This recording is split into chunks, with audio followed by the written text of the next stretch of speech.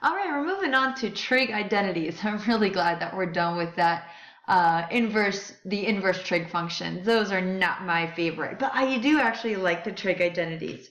So hopefully these already look pretty familiar to you, that tangent is sine divided by cosine, cotangent is cosine over sine, and reciprocal identities like cosecant's the same as the reciprocal of sine, secant is the reciprocal of cosine, cotangent is the reciprocal of tangent.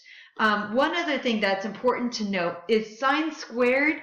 That's the same thing as the sine of the angle squared. That's all that means. So take the sine of the angle, and then after you compute and come up with that ratio, take that ratio and then square it. So when you see that, that's what that means. Hopefully you already knew these upper ones up here, but if you didn't, then that's just a real quick refresher for you because you need to know those. You need to know those like the back of your hand. You also need to know these. These are called Pythagorean identities. If you recall, I think it was in chapter 2, I want to say, maybe even chapter 1, I don't remember. But we talked about, like, there was a lot of them that said, like, what's sine squared of pi over 3 plus cosine squared of pi over 3? And we had a lot of these, like, sine squared, cosine squared ones. And if you recall, what happened is really that was just a Pythagorean theorem. The way that came up with is, like, let's say that I wanted to know what the sine squared of that angle is, and plus the cosine squared of that exact same angle. So if you recall, like if I force this to become one single unit, so like, oh, it's on my unit circle. Okay, so that way force that to be the number 1. This is moving backwards some x value and down some y value to get to this coordinate of x comma y. And that would be the exact same. So if I use my reference angle here, the sine opposite to hypotenuse, that would just be the y value. The cosine of this angle adjacent to hypotenuse would just be the x value. And when I do x squared plus y squared, that's equal to 1 squared, Pythagorean theorem, that's the same thing as the cosine squared plus the sine squared equals 1 squared.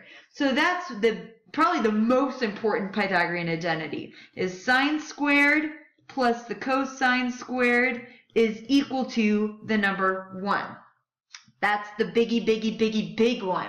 Now there's other variations of that I can create, right? I could change that up and do like, well, sine squared, let's see here, -1 would equal a negative cosine squared. And I could do like sine squared is equal to subtract off cosine squared on both sides, 1 minus cosine squared. So there's all kinds of different variations of this that I can make. I'm not going to list them all out because that would just be ridiculous. But if you can recognize this one, then hopefully when you start seeing, oh, there's something with a 1 and a sine squared and a cosine squared in here, I would probably start thinking about this Pythagorean identity and thinking maybe it's some manipulation of that one. One manipulation, though, that we can do that will give us a different Pythagorean identity is I could divide this all by sine squared. So divide this one by sine squared, divide the left side by sine squared, and the right side by sine squared. And then I'd have 1 plus, what's cosine squared divided by sine squared? Oh wait, cosine divided by sine was cotangent, so this must be cotangent squared. And what's 1 over sine? Oh yeah, that's cosecant. So 1 over sine squared would be cosecant squared. That's another Pythagorean identity that you need to know. Okay, and it just came from this one up here. So another one is 1 plus cotangent squared is equal to cosecant squared. Okay, so start recognizing, oh, this problem has a cotangent squared and a cosecant squared. Oh, it probably had something to do with this Pythagorean identity. What if instead I took the sine squared plus cosine squared, sine squared plus cosine squared plus cosine squared equals the number 1, and I divide that instead of by sine squared, what if I divide it this time by cosine squared? We'll end up with something a little bit different. So divided by cosine squared, sine squared divided by cosine squared. Well, sine divided by cosine is tangent, so this is tangent squared. Cosine squared divided by cosine squared, oh, that's 1, equals 1 over cosine squared. Oh, 1 over cosine secant, so this is secant squared. So that's another one of the Pythagorean identities. Tangent squared plus 1 is equal to secant squared. So know those three, or at least recognize them. Definitely know sine squared plus cosine squared equals 1, and then there's these other manipulations of them. Like even like this one that we talked about, the second one, I mean, there's a whole bunch of different variations I can manipulate that, right? I could also make this cotangent squared is equal to cosecant squared minus 1, and on the second one, I could make that secant squared minus 1 is equal to tangent squared. I mean, there's all kinds of manipulating these equations, but I'm not going to write all of those down because it would just be kind of an overload. But start recognizing, oh, this problem has a cosine squared and a sine squared. Probably has something to do with that triple. This one has to do with cosecant and cotangent. This one has to do with the secant squared and tangent squared. Okay, start asking yourself, do you recognize like what these are? So start knowing those.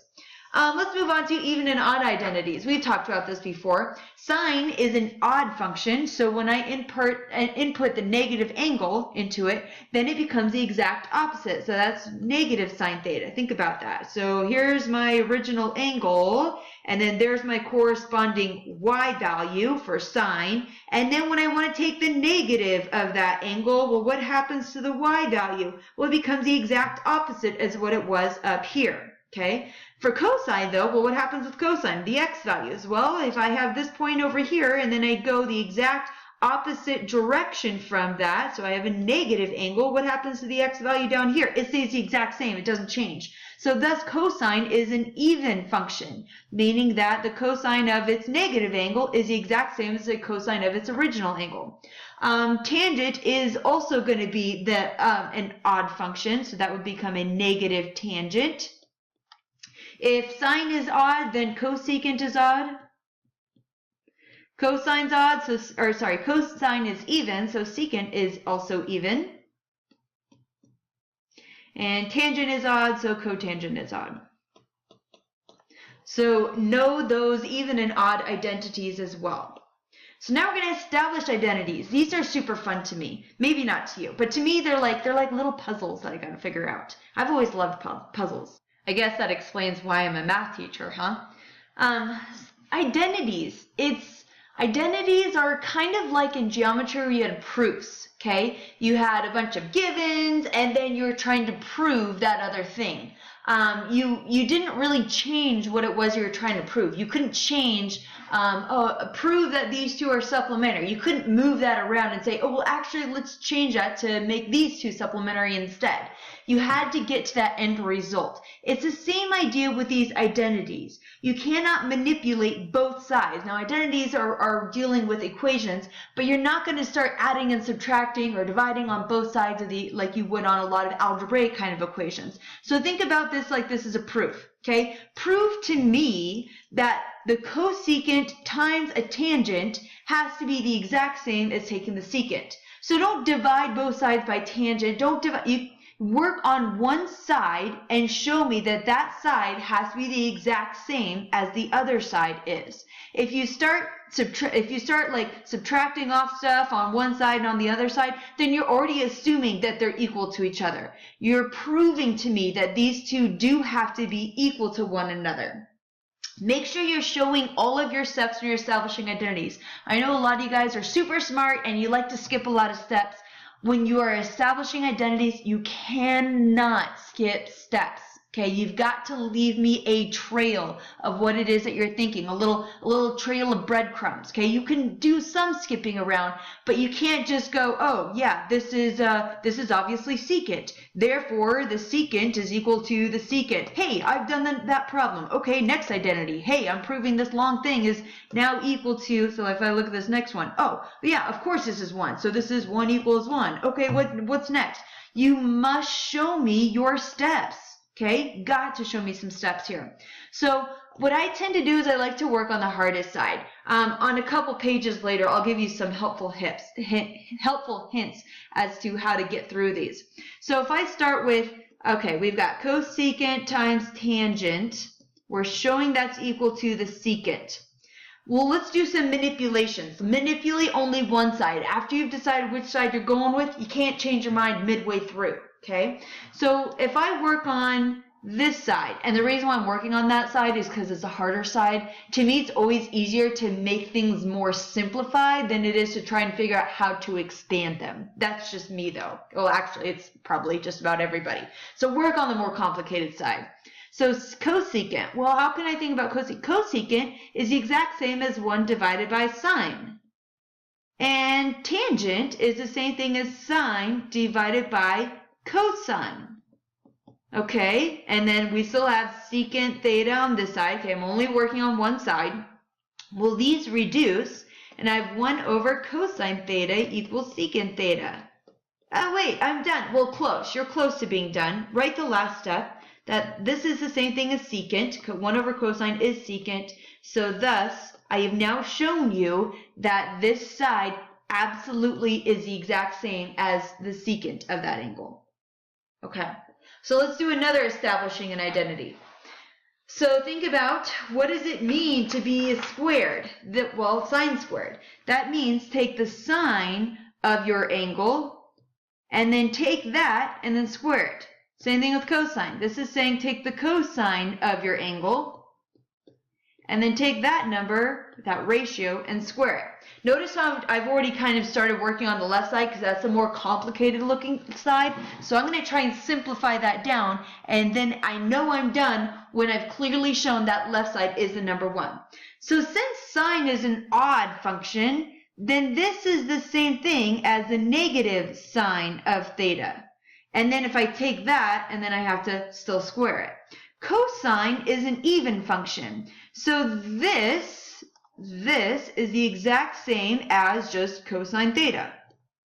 If you don't know what I'm talking about, look a few pages earlier. It shows you exactly that. So what if I have a negative number and I square it, or something opposite and then I square it? Well, it becomes positive. So then this will become sine squared theta plus cosine squared theta. Oh wait, that's a Pythagorean identity. Sine squared plus cosine squared is the number 1. 1 equals 1. Don't get lazy on me, okay? Notice how I still have the equal sign coming all the way down here. Now, if you want to get lazy, I'll let you be lazy like this, okay? Where you don't want to write the stuff that's on the right side. Okay, fine. Just put equals, equals, equals. And then at the end say, okay, now I've shown that the left side is a 1 and the right side is the number 1. Notice how I'm also doing this vertically, right? Here's step number 1. There's step number 2. There's step number 3. I'm not doing it step 1 equals step 2 equals. Don't do that. Don't do it horizontally. Please do it vertically. It's so much easier for me to be able to follow what it is that you're thinking. So tips for verifying identities. I would star this slide. It's going to be helpful for you when you're like, oh my gosh, I'm really stuck on this identity. I don't know how to continue through it. Start looking through all these different bullet points until you see, okay, I forgot about I forgot that, oh, I can rewrite it in terms of sine and cosine. Because there is going to be some where you're going to get stuck on, and you're going to want to look back here and see how to continue moving forward. So you got to know your identities. So know sine squared plus cosine is equal to 1. Know that 1 plus tangent squared is equal to secant squared. Know all of those Pythagorean identities and all the manipulations of them. You want to work on the more complicated side of the equation. It's always easier to simplify than try to expand things. You can express any trig function in terms of sine and cosine. Now, sometimes that's a good idea, sometimes that's a bad idea. Sometimes it's a bad idea because it actually makes it a lot more complicated to work with it, because then it starts getting pretty huge when you start doing cotangents and all the tangents in terms of sine and cosine. But that sometimes will make it a lot easier though. Like on this previous problem that I did, this one over here, it did work out pretty easily for me to convert that into sine and cosine. But you'll see what I mean on some later problems where that might actually get very, very ugly. Not every time, but sometimes. You should try to factor or any operations that should be performed. So for example, if you have 2 separated fractions, you probably want to make that as a single fraction. Keep in mind the side that you are not changing. That is your goal. So the whole time I kept thinking through this problem, how do I get this to be a 1? Keep moving this down, keep simplifying until you get that side to be number 1. I tried to make it so this side turned out to be a secant. That's where I'm headed towards, is trying to get secant in there somewhere. Multiplying by any variation of 1 can be helpful. So like multiplying by the conjugate. So multiplying, if I do 1 plus sine x on the denominator, maybe multiply top and bottom by 1 minus, if the bottom has 1 plus sine x, multiply top and bottom by 1 minus sine x, which maybe you can use a Pythagorean identity.